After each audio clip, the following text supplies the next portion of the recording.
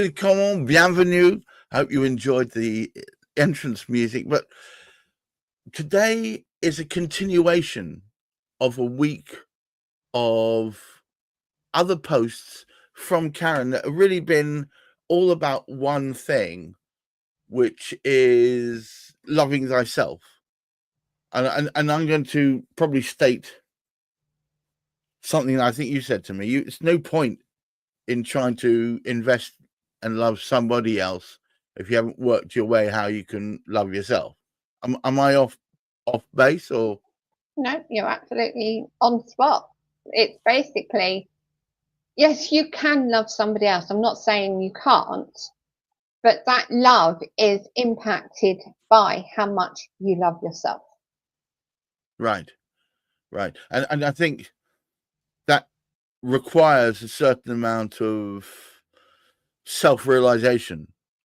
Yes. Not just of how you take space in the world, but also how you deal with other people. I know a lot of people who have no idea the effect of how they deal with other people has on those people. You know what I mean? Yeah.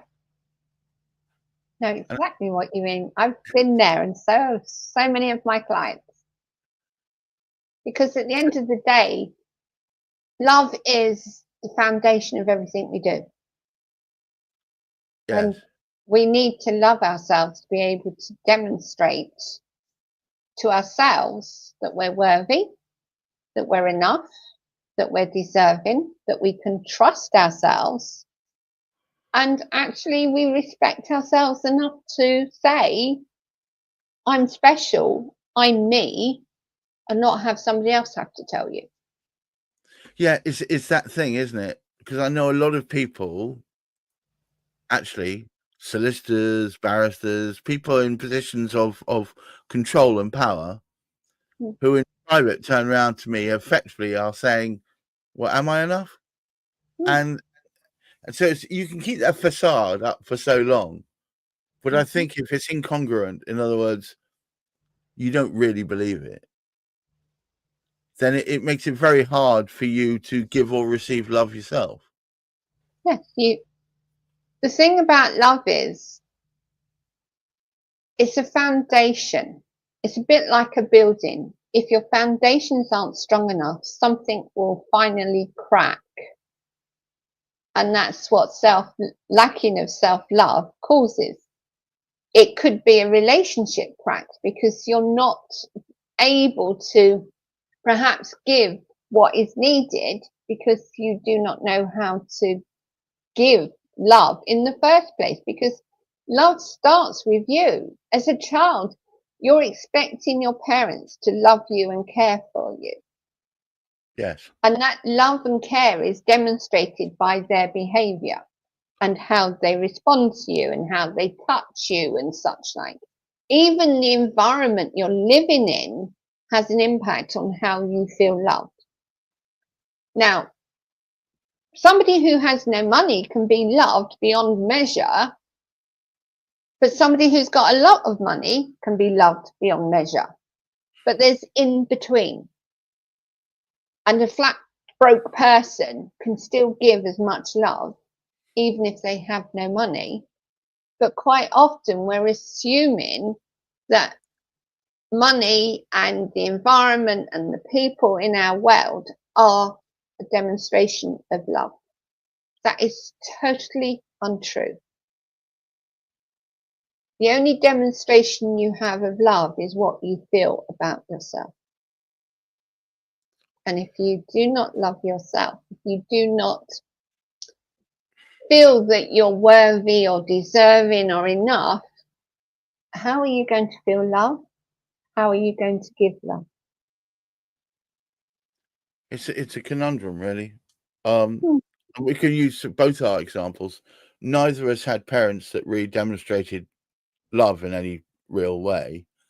And I guess it took a while for you to understand how that related to the way in which you deal with other people. Yeah. I was constantly giving to other people simply because I felt that was how I had to get love. because I hadn't received love as such. And we all do it. If we don't receive that love, we will look to other people to give us that love. But who says they're not in the same position as we are? Right. Yeah,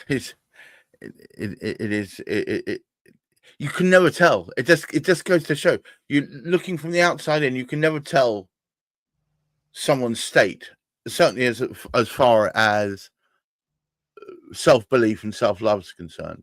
They may look, strong and powerful and the rest of it, but in the inside they could well be crumbling, and you would never know. Yeah. It's a hard one, really, because when you realize that perhaps you didn't get what you needed growing up, there are two ways you can go, really.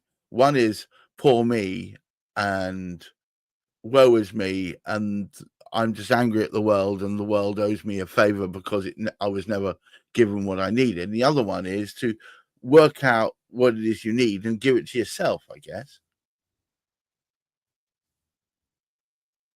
Well, it took you long enough to work out how to do that. Tell me about it. Yeah, but I've worked it out, and that's why I say the title is Self-Love. Right. Or rather, loving yourself isn't as hard as you think. Because when you think what love is, what is it? Oh, that's a very hard one. Or the only thing I would describe love as is it has the word unconditional in it. Yeah. Because you don't love someone because if you characterize love as I give you trinket, you give me trinket, therefore I love you. You give me money, therefore I love you. You give me opportunity, therefore I love you. That's not love. That's a kind of a weird, exaggerated gratefulness. But it's not love. But love is something where you feel that you want to help someone and you enact it without expecting anything in return, I think. I don't know. So What do you think? if you consider self-love, that means that you are supposed to give to yourself. What you need is up to you, not up to someone else.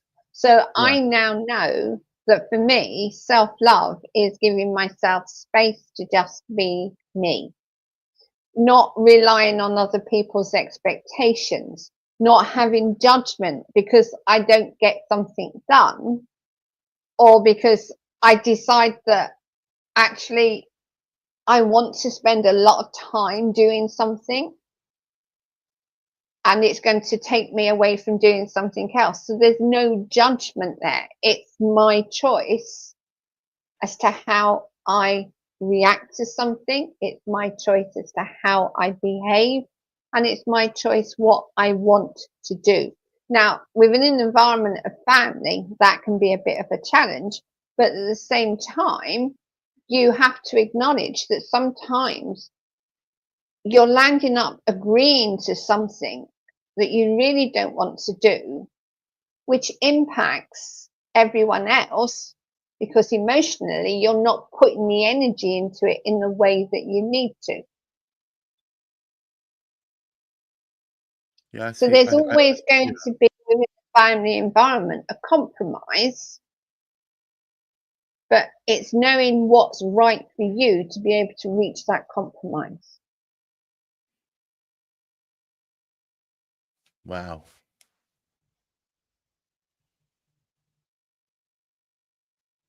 See, often compromises are seen as like a failure, that you have to compromise, but it isn't. What you're saying is it's almost like a coming together of two sides and finding that midpoint, that point where they work in harmony, right? Yeah. See, that's not the way I was taught what a compromise was. I was always told that the compromise means that you're losing. That's why you have to compromise. There's no need to lose. There's always a win-win situation to be had. It's just having that desire to find what that win-win is. Yes, it's a desire to find it, isn't it? Mm. Because I think people, this is what irritates me a lot recently. I find that there's some people just give up at the first hurdle. Something doesn't quite match. Well, I can't possibly be friends with them. I don't want to talk to them because they don't match my expectations. And I think it's a very, very sad state of affairs when people let go of what could be the great love, or that could be a wonderful friendship, because of one thing doesn't quite match. I think it's taking people as the sum of the parts. I know that some people just will not like me because I'm too abrupt, I'm too direct. That's fine. You know, that's the bit I love you. That's the bit I love you for most, actually. Yeah. If I'm going to be honest about it, yeah. I know exactly where I stand all the time. I never have, going into a conversation with you, Karen, this thought, well, she's saying one thing with her mouth but thinking another thing with her mind. I never feel there's any point, because then it creates a mismatch within me. Because if I'm thinking one thing and my body's going, but I don't want to do this, that's a mismatch within me. But it's also a mismatch within the relationship that we've built up over time. Yeah. That says, you are you, I am me, and let's meet in the middle and find a mutual agreement of how we can work. You know that if something's wrong, I'm going to say so. Straight away. And you don't hang me on. If I do something, if I create a bit of music or a bit of art or whatever, and you say, nope, don't like it, that's fine. And then you say, I'd like it more like this or less like that. And then I know where I'm going. The biggest problem I've got is when people either say, oh, yeah, that'll do. And then later on, they don't, no, I never really liked that, or I never really wanted that. And I'm thinking, but you said it was okay. Yeah.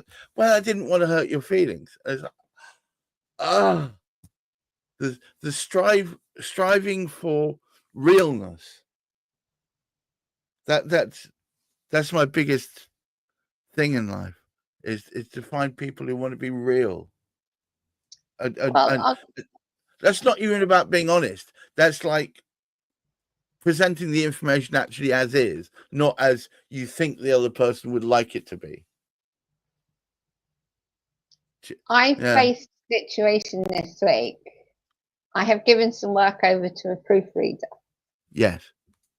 And I write in a particular style, which is very direct and using very precise words. However, I also recognise the work I've given over needs to be more generic. Yes. So I'm having to compromise my approach. Are you softening slightly? I'm not necessarily softening, but I'm recognizing the fact that what I'm seeking has to have a compromise in how it's presented. Right. Yes, of course. That is something that when I realized I was a bit of a struggle. But then it's like looking at the bigger picture and thinking, well, it's all very well me sticking to my guns and being stubborn, which I can be, as you well know. Absolutely. But basically, it's, if I want to reach the markets I'm wanting to reach, I've got to compromise my approach. You've got to go for the common denominator, haven't you? Yeah. And that's what most relationships are about, is finding that approach that works, rather than, how do we put it, forcing. I could have insisted that things stayed the same. But at the end of the day, that's not going to serve me or anyone that I'm seeking to help. Right. So it is a case of literally compromising in the words that are used and the way it's presented. And that's far more important than satisfying me, because that's not going to serve anyone. It's just going to serve me. Yeah. And on that note, I want to say thank you so much. I every day is a learning day when I'm working with Karen. She is uncompromising, except when she sees there's a benefit to everything, in which case you'll move your focus to get the best outcome. And I think that's about being circumspect and learning from those interactions yourself. So yeah, I do learn a lot through these, and I thank you for it. And to all those watching, I'm going to do as usual. I'm going to talk about the Empowered Women Life Leaders podcast. You can get to it directly through that QR code. I'm biased because I edit it, but I think it's well worth a listen. And the new video is all coming out, I think today or tomorrow. I'm putting up all the videos that we've been working on in between. And I think you'll enjoy them as well. But I do think that I love the podcast because you can listen to it while you're doing something else, and I think that's a brilliant thing. While you're walking, or if it's good for sleeping too as well, because you go to sleep on a positive note. So absolutely well worth doing it. And of course, if you want to find out more about Karen Bashford, then the best way to start your wellness journey would be to go to KarenBashford.com. Here's the ticker. There's the start of your wellness journey. Do try and find your way there. I recommend it. She's a damn fine lady to speak to, but more importantly, she may hold a mirror up to where you are at so you can see the best way to move forward. Until next time, please keep your feet on the ground. Keep reaching for the stars, and start your wellness journey today. Take care. Bye-bye now. Thank you. Bye.